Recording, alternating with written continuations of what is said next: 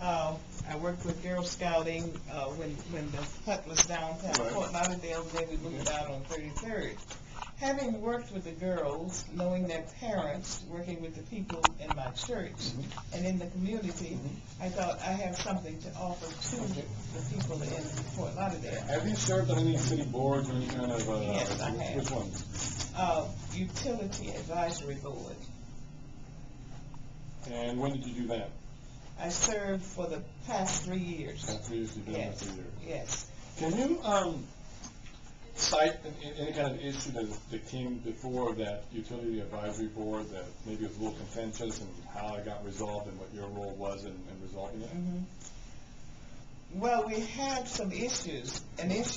One issue that really wasn't resolved, the issue that we were working on when I applied for this position, therefore I couldn't stay with them, was undergrounding all electric wires, neighborhood by neighborhood.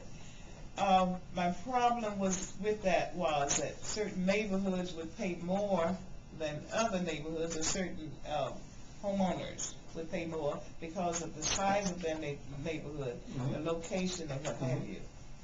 But it was a board that is moving forward. The other issue that we dealt with, you only asked for one, but the other issue that we dealt with was line clearing.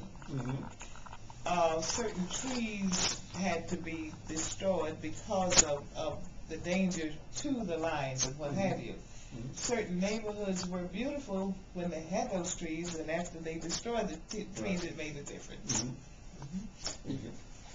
If you go around talking to people in District 3, what are their main concerns? Or do they have one or two things that really they want to see get done in District 3? Yes.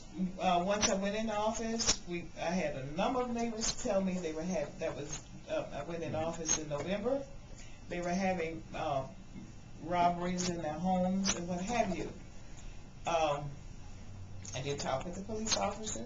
They're at City Hall, asked for more police surveillance, and they received more police surveillance in our district, in the District 3 area.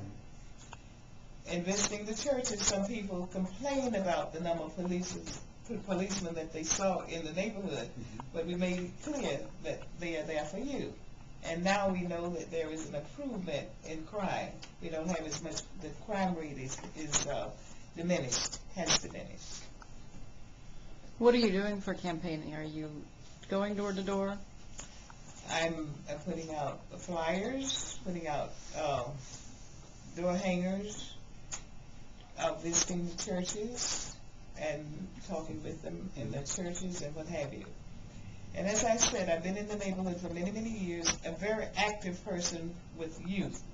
So I'm well known in the neighborhood, in the district, really. Not the whole district, but most of the district. How long have you lived in there? Since 58, 1958.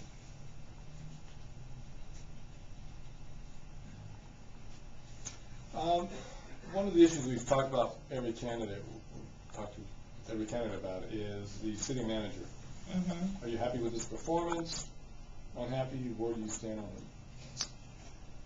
I'm satisfied with his performance because we have an open line of communication. Anything I need to know about any particular issue, we sit and we talk about it. Every Monday afternoon prior to commissioners' meeting, we have a conference. We have an open conference. I can ask him about the agenda or what have you, or whatever issue we have in District 3, I can discuss it with him. And we try to make amends or to try to correct the problems that we have. In working with the people, I let them know I am your voice. You have to keep an open line of communication with me. I visit areas in the neighborhood when I have a complaint. For an example, I had a complaint with Bass Park about the restrooms. The next day I went out to see what was going on. I do visit areas in the neighborhood when I get complaints or when people come in for conferences, then I want to see what you're talking about so that I can explain what is necessary. Okay. This district had a very high-profile issue in the last few years with the Sistrunk Boulevard Yes. deal. Are you happy with the compromise that eventually was reached? And if so, or even if you are not, were you happy with it? Not totally. It seems to be a slow process. They're not moving as rapidly as I feel that they need to have gone. There are some other areas need to be completed before I would say I'm happy with it. Some suggestions of some buildings, I'm not totally satisfied with them, just demolishing some and what have you. I think that they should be renovated and not destroyed. Okay. What would you, once that roadway improvement is done, what would you like to see in terms of economic development or any kind of redevelopment? What would you like to see there? What would be your vision for that area? Are you talking about 6th Street? Yep. Once it's developed, I would love to see and improve the sidewalks improved. I would love to see, I would not say a grocery store, a store, something like Wal-Mart or Target, that would be accommodating to the people living in that area, the senior citizens especially, wherein they would not have to go out of the area to shop.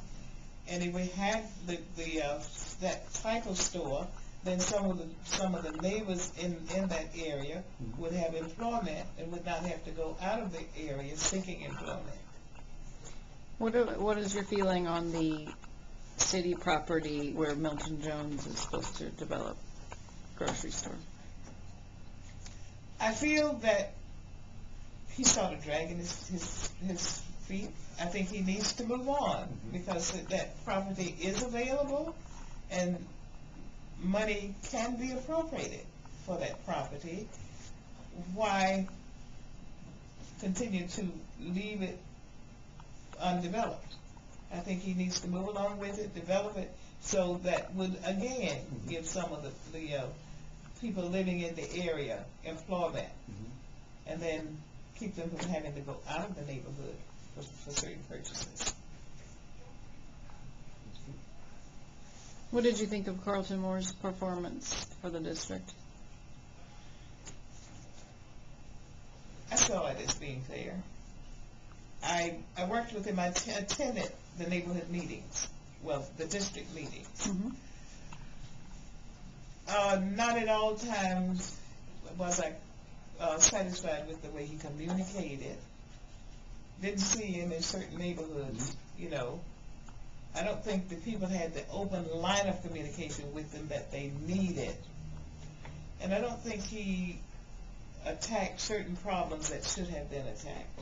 You know, so far as if one neighborhood had a problem, I don't know if he went to make sure that the problem was corrected or how it could be corrected. So I would say fair.